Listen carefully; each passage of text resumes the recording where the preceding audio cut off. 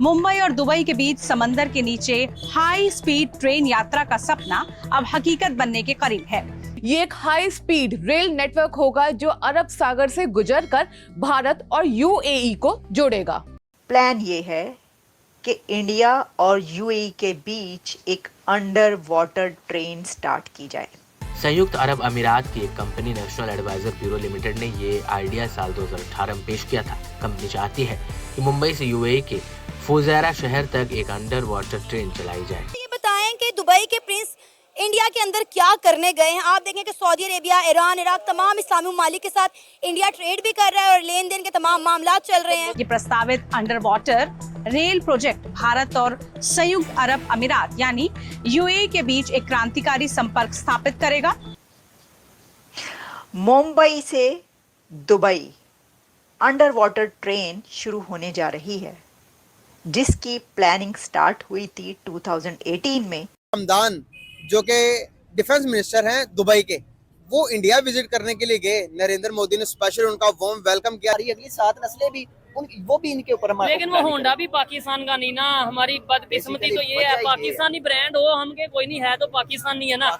और कहा यह जा रहा है कि 2030 तक ये एक very very ambitious plan complete हो सकता है। जिस तरह से आप देख रहे हैं कि एक छोटे से स्टेट का एक क्राउन जाता है तो इंडिया के प्राइम मिनिस्टर खुद उनको रिसीव करने के लिए जाते हैं। जो भाषण है वो तो हम ही बेच रहे हैं ना, वो तो सऊदीया नहीं बेच रहा।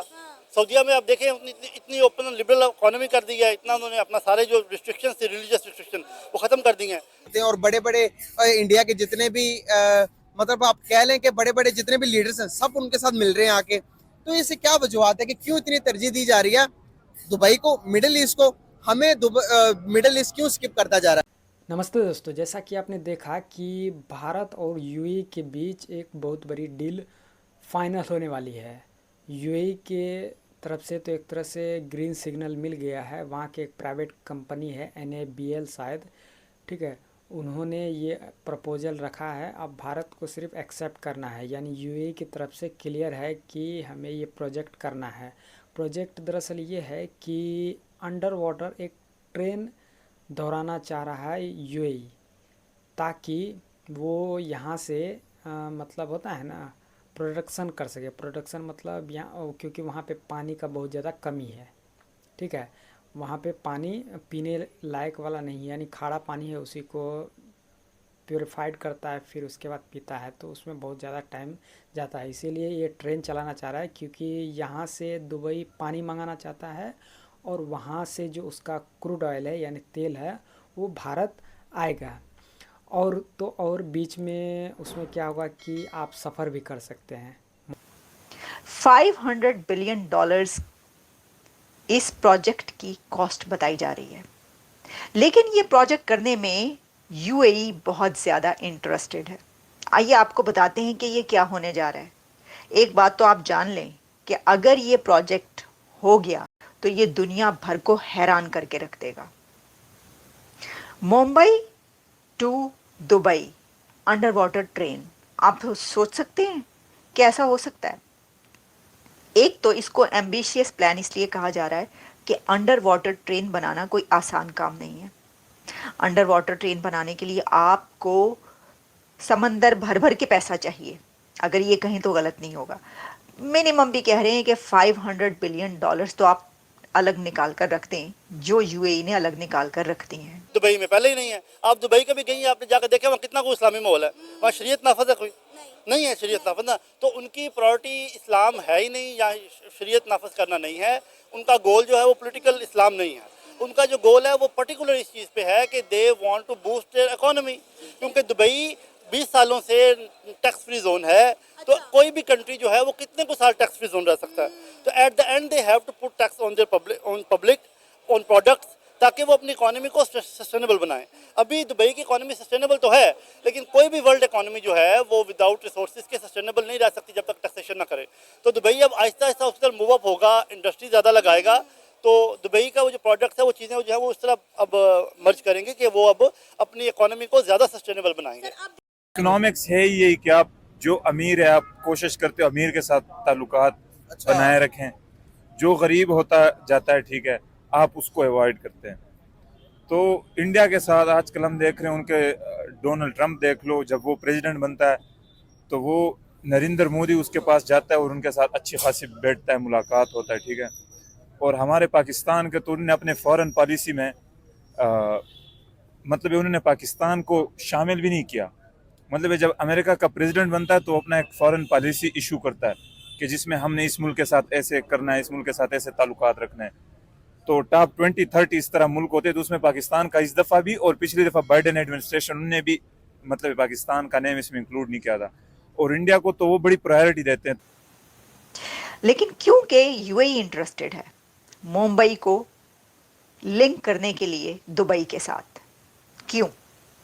क्योंकि यूएई को, दुबई को ये पता चल चुका है कि मुंबई की क्या सिग्निफिकेंस है, भारत की इकोनॉमी और भारत की इंडस्ट्री, भारत की मार्केट की क्या सिग्निफिकेंस है और क्या फ्यूचर है।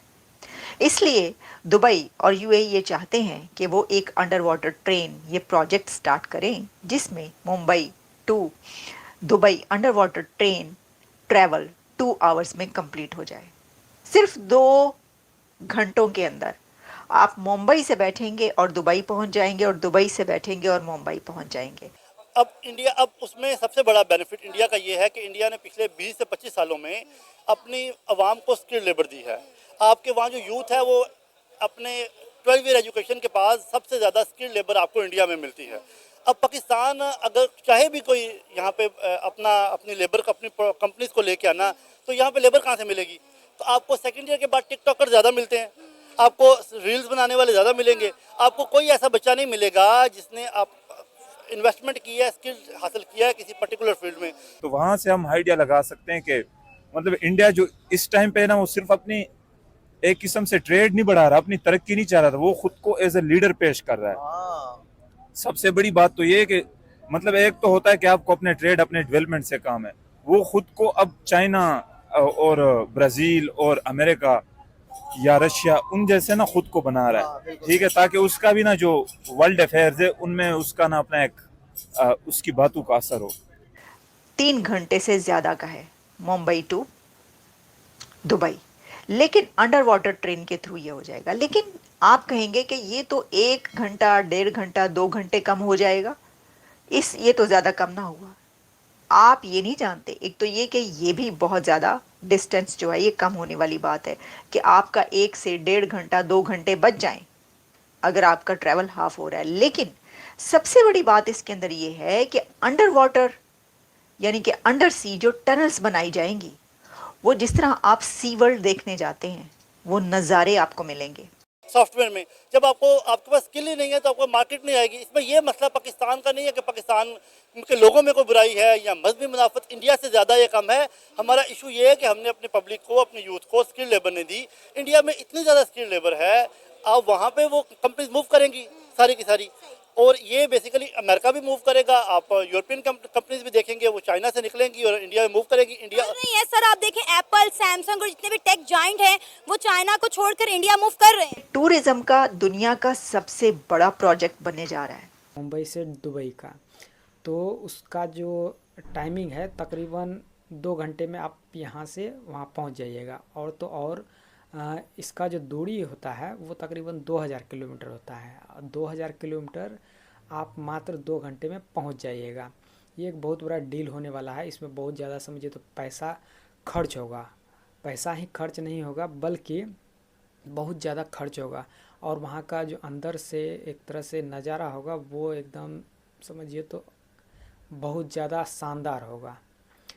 इसमें पाक मीडिया भी काफ़ी चर्चा कर रहा है कि ये बहुत बड़ा डील है। ऐसे भी अगर पाकिस्तान को ये डील देता तो वो उसके अफोर्ड ही नहीं कर पाता है। अभी तो आपको पता ही है कि वहाँ जो चाइना CPC बना रहा है उधर का एक कॉरिडोर, उसमें सिर्फ चाइना ही पैसा लगा रहा है। ऊपर से पाकिस्तान एक तरह से उससे वो मांगता है ना, क्या बोलता है, टैक्स, उस टाइप का लेना चाह रहा है।